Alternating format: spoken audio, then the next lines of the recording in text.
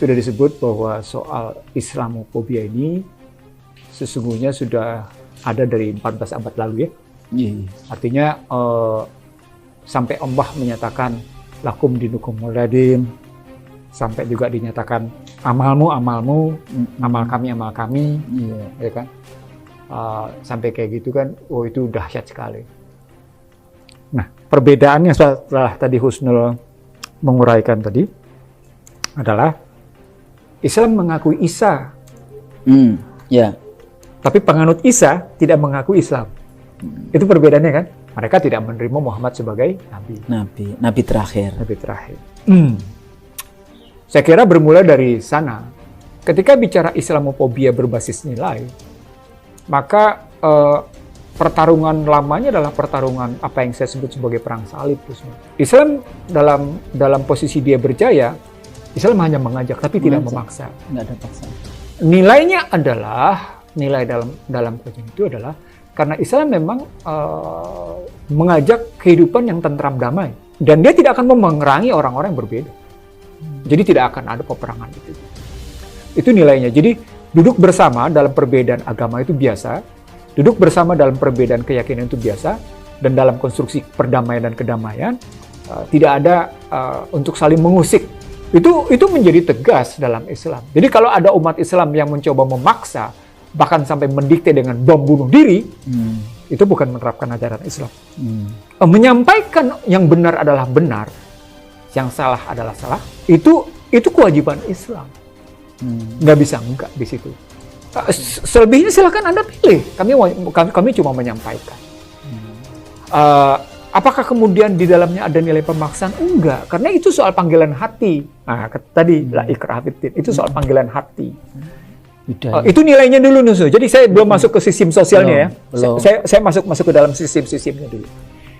Nah, nilai berikutnya itu tadi nilai ketiganya. Nilai berikutnya setelah tadi cuma bicara ngasih tahu yang benar itu benar, yang salah itu salah. Itu Islam juga ngasih tahu berikutnya bahwa suatu saat akan ada satu peristiwa jika Anda memilih yang salah itu yang akan muncul adalah kebatilan. Kerusakan. Apa artinya ketika kita masuk dalam konstruksi kelima? Islam kembali lagi mengingatkan sesungguhnya ketika kerusakan sudah mulai muncul, jangan bikin kerusakan dong.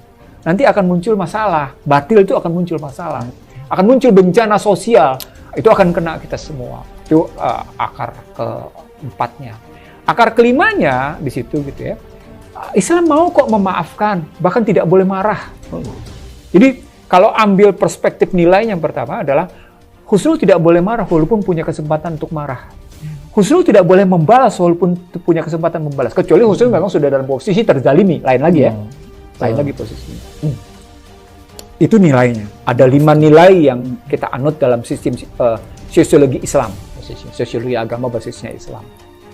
Jadi sekali lagi simpulan nilai yang pertama adalah ketika ada bom bunuh diri, ketika ada pemaksaan, ketika ada kekerasan dalam Islam untuk mengajak masuk ke dalam wilayah Islam, itu bukan Islam.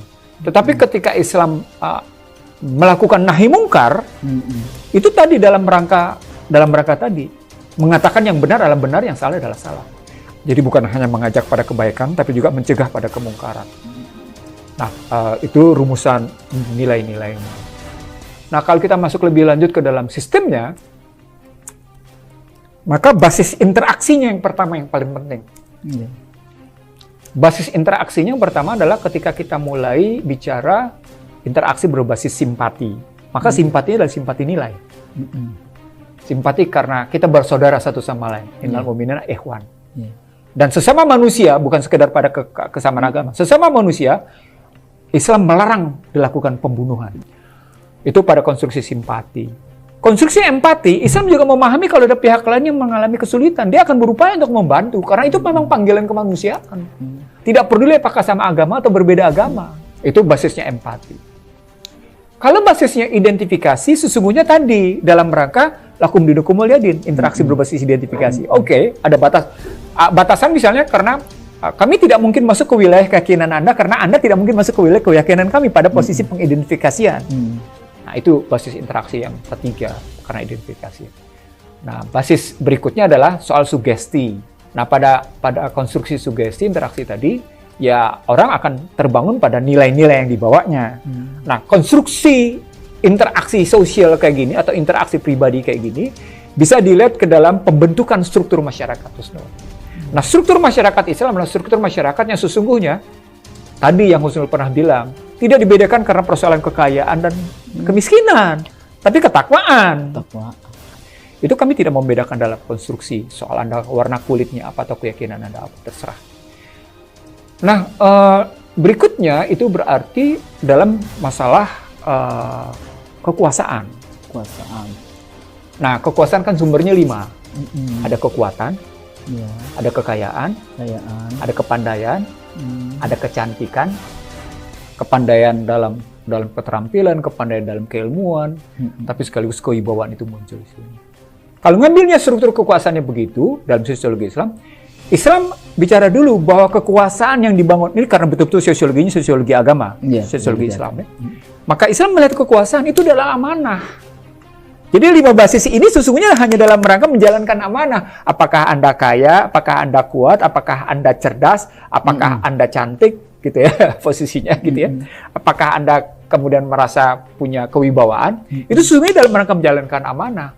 Maka kekuasaan dalam Islam adalah kekuasaan dalam posisi dirinya sebagai wakil dalam rangka menjalankan ajaran. Dan karena itu balik ajaran tadi ke dalam tadi nilai-nilainya. Jadi bagaimana struktur sosial kebentuk, bagaimana kekuasaan terbentuk, itu tidak boleh bertentangan. Saya ingin mengatakan begini, kalau sosiologi agama Islam ini diterapkan dengan benar, itu isu tentang Islamofobia itu nggak mungkin ada.